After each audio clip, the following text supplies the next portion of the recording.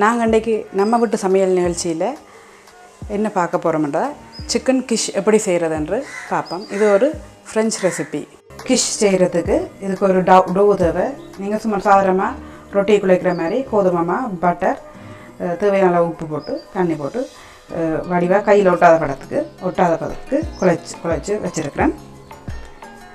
இதை நாங்கள் இனி ரோல் பண்ணி இந்த பேஸுக்கு போடுவோம்.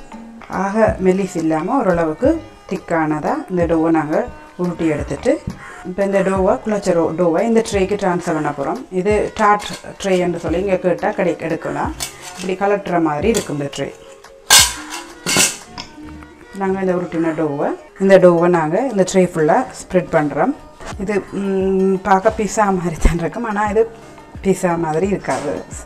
நீங்கள் செய்யக்க அப்படி தான் யோசிப்பீங்க, ஆனால் அப்படி இல்லை. இது இப்படி நல்ல வடிவாக ஸ்ப்ரெட் பண்ணியாச்சு. பாருங்கள், ஸ்ப்ரெட் பண்ண பிறகு இதை நாங்கள் அவனில் வைக்க போகிறோம்.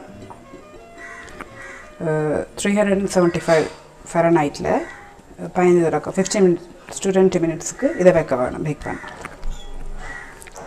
ஃபோக் எடுத்து இப்படி டோவை இப்படி குத்தணும்.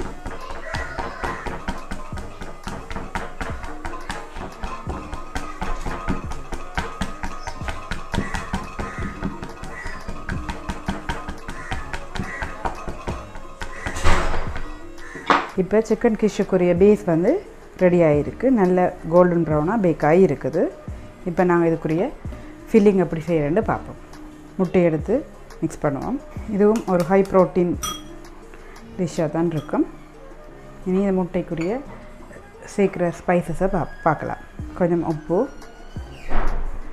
மிளகுத்தூள், சில்லி ஃப்ளேக்ஸ், அடுத்தது கொஞ்சம் நல்ல வடிவாக க்ரீமியாக எல்லாமே மிக்ஸ் ஆகும் வரைக்கும் ஜிஞ்சரும் காலிக்கையும் எக்குக்குள்ளே சேர்ப்போம். கொஞ்சம் பேஸுக்கு சோஸ் அப்ளை பண்ணிவிட்டு ஆல்ரெடி சமைச்சு வச்சுருக்க சிக்கனையும் இதில் சேர்ப்போம். நார்மலாக நீங்கள் வீட்டில் எப்படி சிக்கன் சமைப்பீங்களோ அப்படி சமைச்சு கட் பண்ணி வச்சுருக்கேன். முள் இல்லாமல் எடுத்து போடணும். கொஞ்சம் சீஸும் ஸ்க்ரேப் பண்ணி போடுவோம். பிறகு இந்த எக்கை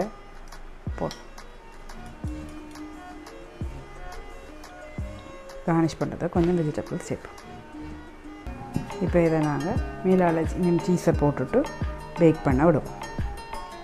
375 டிகிரி ஃபரனைட்ஸில் 20 மினிட்ஸுக்கு இதை நாங்கள் பேக் பண்ணி எடுப்போம்.